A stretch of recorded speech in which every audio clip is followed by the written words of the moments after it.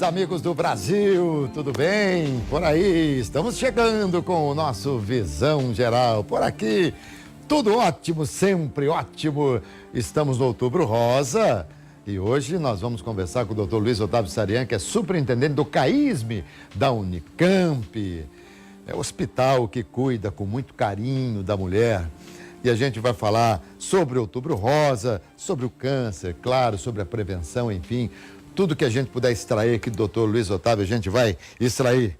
Mais uma vez, muito obrigado pela sua presença aqui. Aliás, aqui nesse cenário é a primeira vez, né, doutor? É a primeira vez. Eu que agradeço aí o convite, mais uma vez. É uma honra. E nós estivemos já acompanhando sua entrevista com a Flor, no programa da Flor. Dadá Maravilha, grande Dadá Maravilha, hein? Narrei muito futebol com o Dadá jogando, é uma festa, né? Dadá, ele falava que, já todo mundo sabe, né? Que 3 coisas pairam no ar: o beija-flor, o helicóptero e Dadá Maravilha. Grande cara, né? Sensacional, Dadá.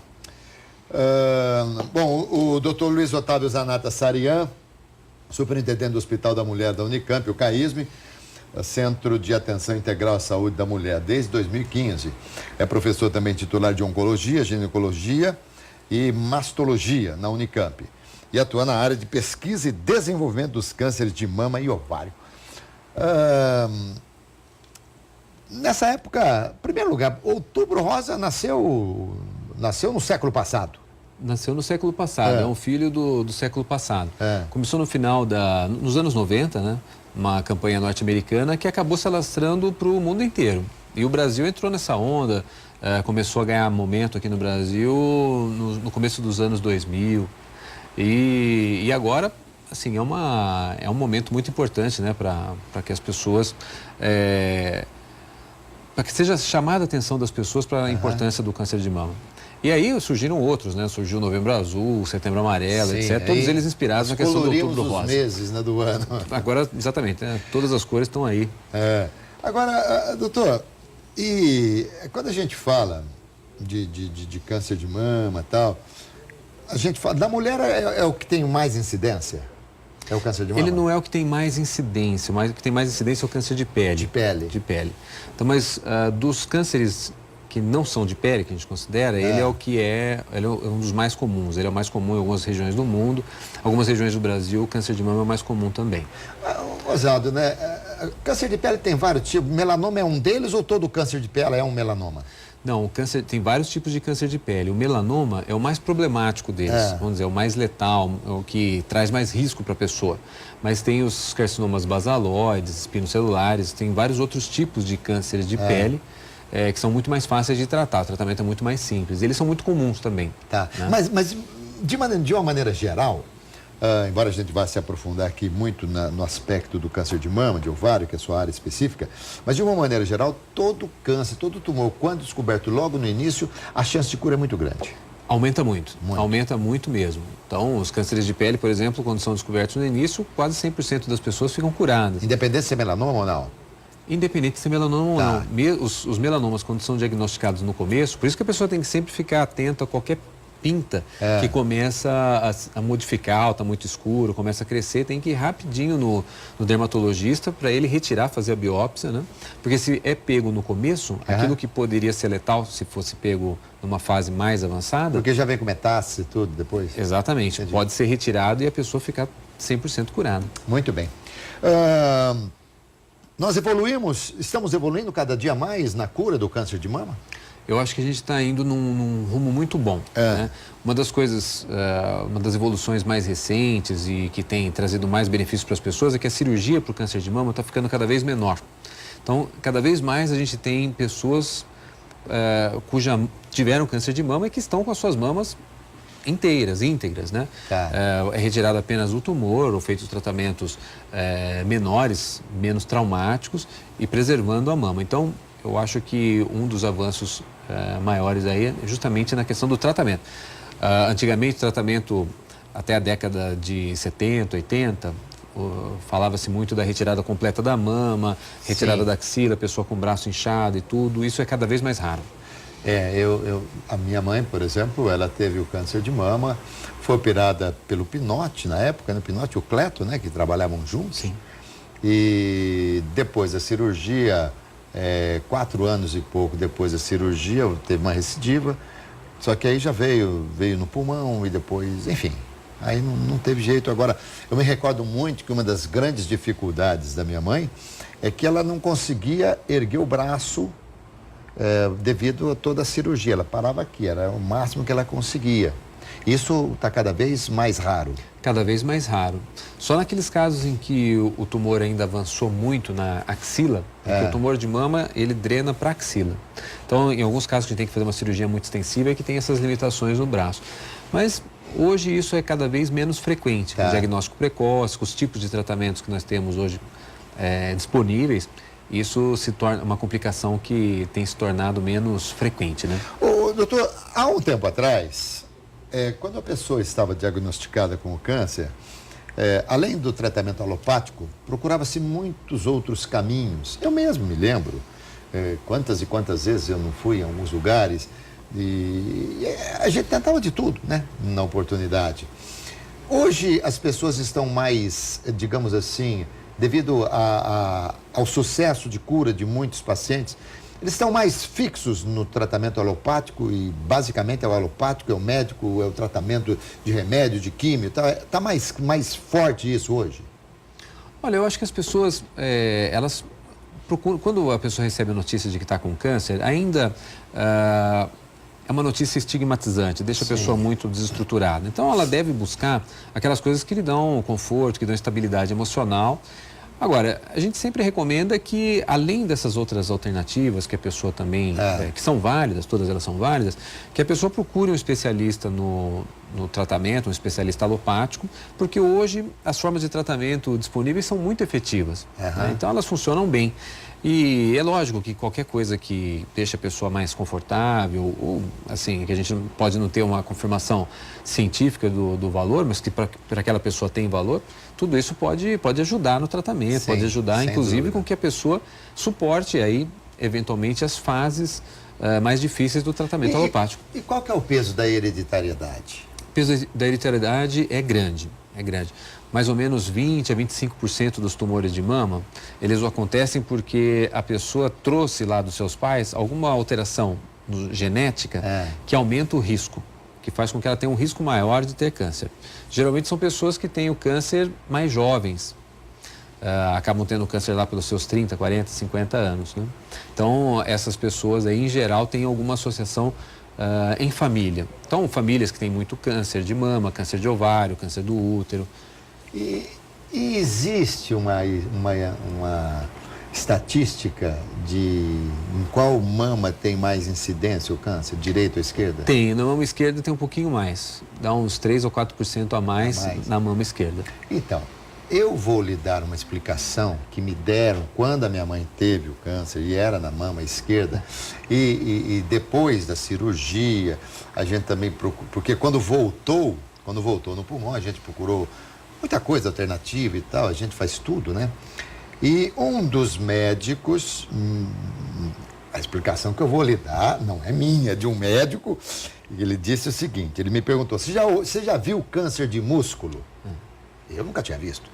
Coração tem câncer? Muito raramente.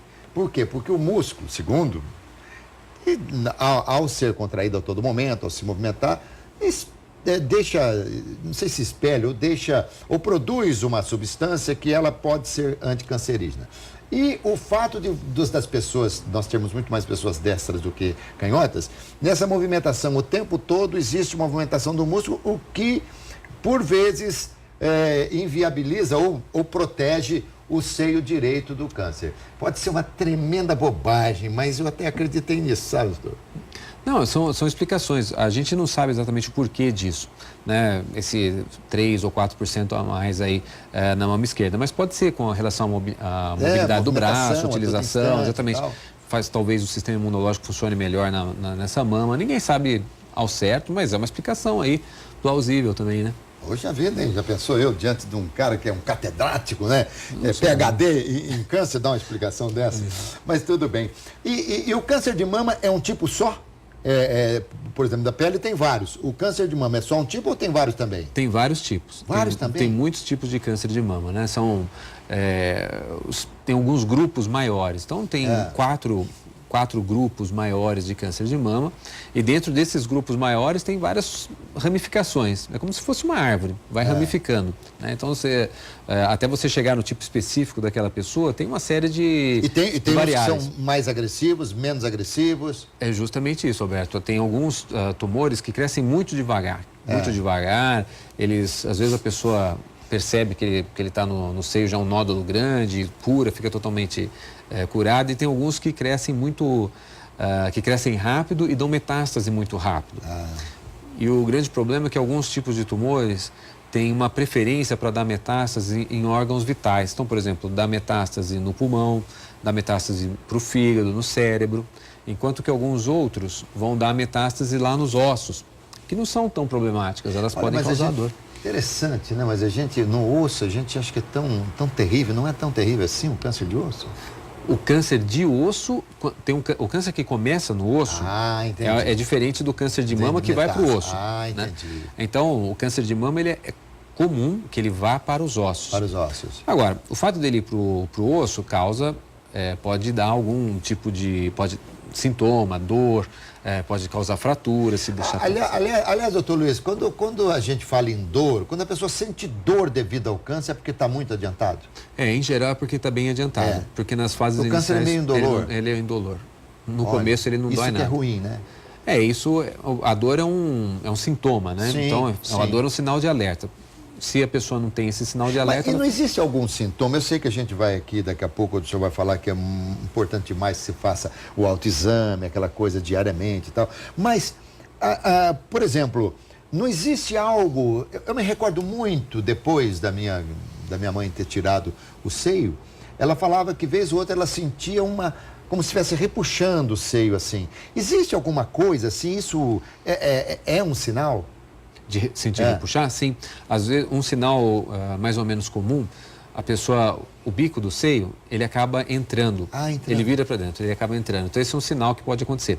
Outro sinal mais ou menos comum é começar a sair líquido, né? Por exemplo, um líquido bem clarinho, como se fosse água. Pelo bico? Pelo bico do seio. Isso chama atenção, principalmente na mulher mais velha. Então, tem que procurar um médico rapidamente. Às vezes aparecem algumas crostas no bico do seio. Então, são sinais que podem ocorrer. Às vezes, na própria mama, ela sente que é como se estivesse puxando a pele por dentro, alguma coisa. Então, esses são sintomas possíveis. A partir de que idade a mulher deve fazer a mamografia anualmente? Se for ver pela recomendação do SUS, 50 anos. 50 anos. E pela recomendação do CAISM? Então, o CAISM ele segue as regras do SUS, do Sistema Único de Saúde. Mas o CAISM é uma escola, então tem muitas pessoas que participam de outras sociedades que recomendam que comece um pouco mais cedo. Mas o fato é que, a partir dos 50 anos, tem dados de pesquisas que mostram que o rastreamento é mais efetivo. Nessa fase. E existe diferença, por exemplo, de uma pessoa que tem um câncer aos 30 anos e uma que tem aos 60? Existe diferença da agressividade do tumor, não? Em geral, aqueles que acontecem nas mulheres mais jovens são cânceres mais agressivos. Mais jovem, mais agressivo. Em geral é isso, tá? Aquele câncer que acontece na mulher mais velha, geralmente são tumores que evoluem mais lentamente e eles costumam ser, isso tudo na média, né, Alberto? Costumam ser mais tranquilos, eles evoluem mais devagar. Apesar da pessoa de 60 anos não ter a resistência física de uma de 30, mas isso compensa porque o tumor de 60 é muito mais fraco que o tumor de 30, seria mais ou menos isso? Na média é isso mesmo, é isso aí. Pois é, o bom é não ter nem aos 30 nem aos 60. E nem aos 60. Né? Gozado, uma vez, doutor Luiz, e eu vou trazer aqui o urologista, porque nós vamos entrar no novembro azul, né? Mas alguém me disse que o homem, se não morrer de nada, não morrer de nada é força de expressão, se não tiver nenhuma doença e for vivendo, uma hora ele vai ter um câncer de próstata e vai morrer. A mulher, se não tiver nada, uma hora vai ter um câncer de mama? Eu não sei se vai ter um câncer de mama, né? A gente sabe que hoje 1 em cada 8 mulheres tem câncer de mama. 1 em cada 8? 1 em cada 8 mulheres. É um número grande, não é? Muito grande. Então ele é muito comum. Mas o número de pessoas que morrem do câncer de mama, proporcionalmente a essa incidência que a gente fala, é relativamente pequeno. Né? Então, por exemplo, quando pega o tumor no começo, 95% das pessoas ficam curadas. Agora, o fato é que, se a gente não morrer de infarto, não morrer de acidente, algum tipo de câncer a gente vai ter. Até porque não tem jeito de não morrer, tá certo? Por enquanto ainda não achamos um jeito. Mas por isso que é bom a gente viver bem, viver com saúde, né? Aliás, dizem que a melhor coisa que tem é morrer com saúde, né? Sim. E isso passa exatamente por todas as prevenções e tal. O toque ainda é uma forma muito eficaz.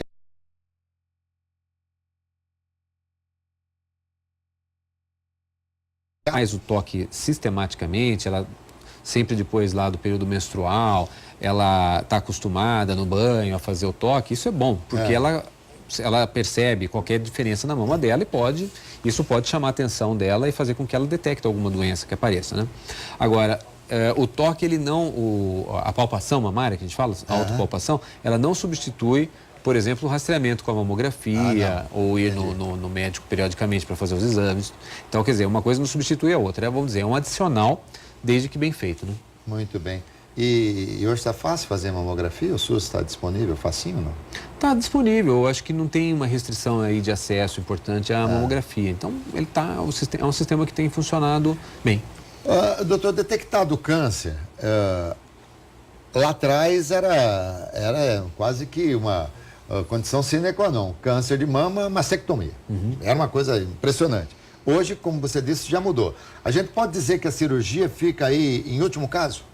Não, a cirurgia ela é o tratamento padrão, só que a cirurgia hoje ela é muito menor. Do que era, entendi. Do que era, mas ela ainda é o tratamento padrão. Então, o que a gente espera é, com a cirurgia, conseguir retirar todo o tumor, preservando a mama. Perfeito. Ou, na pior das hipóteses, se tiver que retirar a mama, a gente faz a reconstrução dela.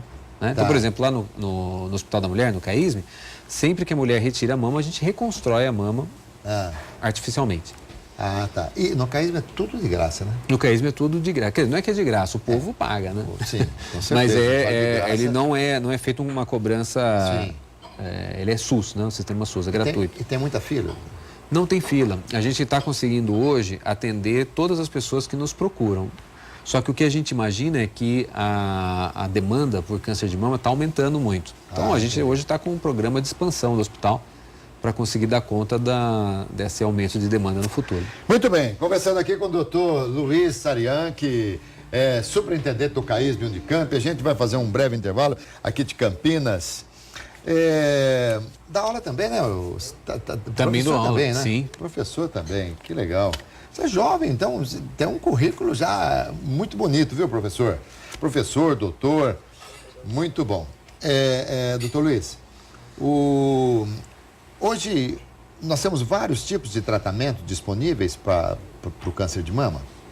Tem vários tipos de tratamento. Então, hoje, o câncer de mama ele é tratado, a princípio, com a cirurgia, que é a cirurgia que a gente tenta sempre reduzir, como eu estava comentando com você, né, Humberto?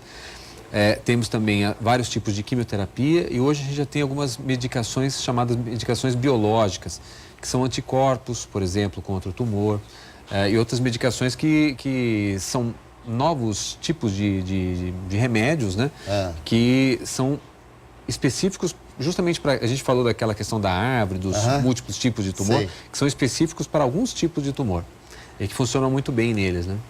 Nós estamos perto da cura do câncer? Eu acho que para alguns tumores, sim. Para alguns tipos de tumor, a gente já está se aproximando da cura. Para alguns, a gente já tem a cura, na verdade, né? Então, por exemplo, o tumor de mama inicial, a maior parte deles é curado, a pessoa sai curada. Então, ela não morre do câncer de mama, né? Mas sempre com o risco de uma recidiva, né? O risco de recidiva existe, mas ele é pequeno. Ele é bem pequeno. Então, hoje, para alguns tipos de tumor, a gente considera que a sobrevida, que a gente mede sempre sobrevida em 5 anos, ela chega a 95%. Né? Então, isso é muito bom. São números muito bons. É uma evolução que vem ocorrendo aí. Mas 5 anos, né? É pouco, não, doutor? É uma medida só, né? Você calcula para 5 anos, depois você recalcula para 10 e aí vão se somando. Mas, por exemplo, o doutor deve conhecer pessoas que tiveram câncer, nunca mais tiveram e estão vivendo ainda. Claro, tem pessoas que já estão há 20, 30, 40 anos sem câncer e acabam morrendo de outras coisas, né? Sim, muito bem. Angelina Jolie, ela agiu certo? Ela agiu certo. É uma decisão muito pessoal, evidente. Mas ela avaliou o risco dela, né? E essas são informações que ela mesma passa. Ela avaliou o risco dela e chegava a 80% de risco dela ter um câncer de mama. Comprovado pelos médicos, tudo? Comprovado pelos médicos. E qual que é o grande problema? Nessas pessoas que têm esse risco chamado familiar, como é o da Angelina Jolie, o tumor quando vem, ele em geral é um tumor agressivo.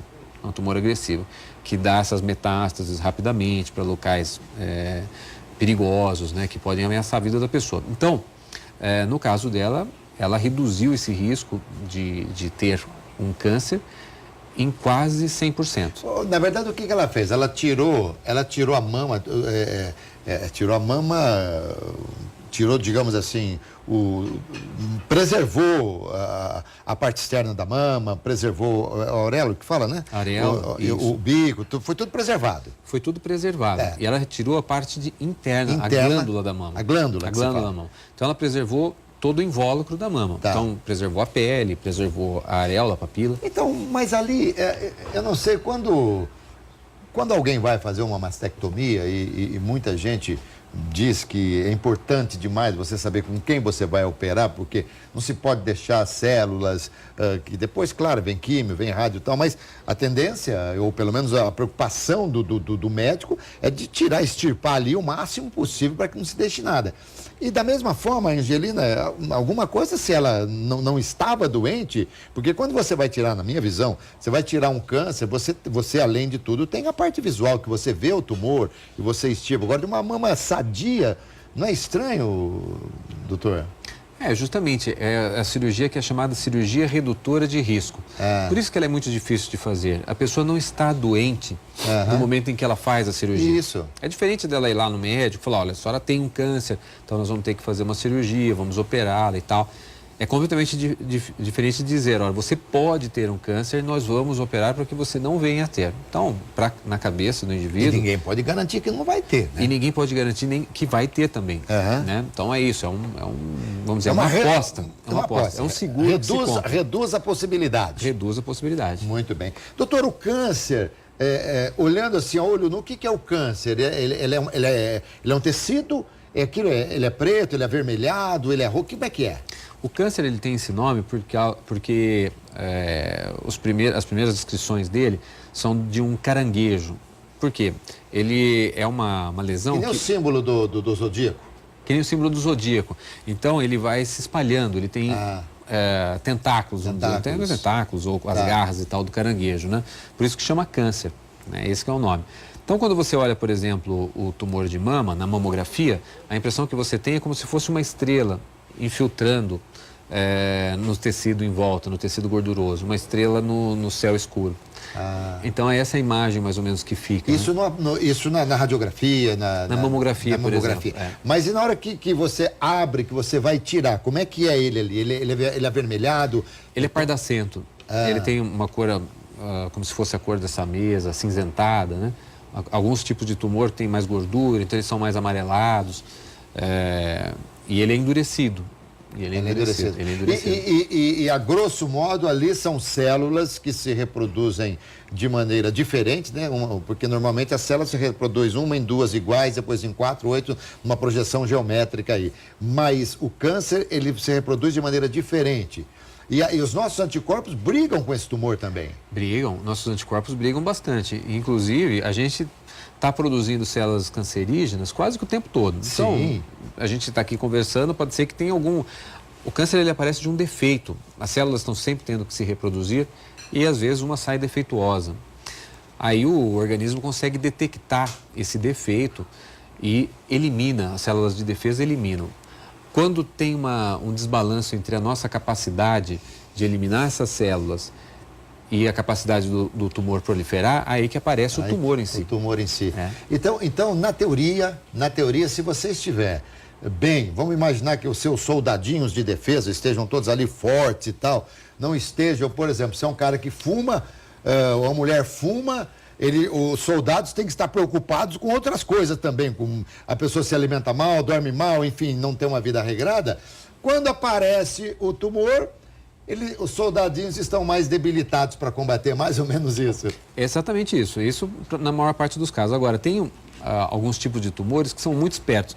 Então, o que eles fazem? Eles conseguem enganar o nosso sistema imunológico, passar despercebido. Então, isso faz com que eles cresçam, apesar da pessoa estar com as células de defesa funcionando super bem. Então, isso é muito comum, por exemplo, nesses tumores mais agressivos de pele ou da própria mama. Então, ele consegue fazer algumas moléculas, algumas substâncias que enganam o sistema imunológico da pessoa. Entendi. E homem? Pode ter câncer de mama?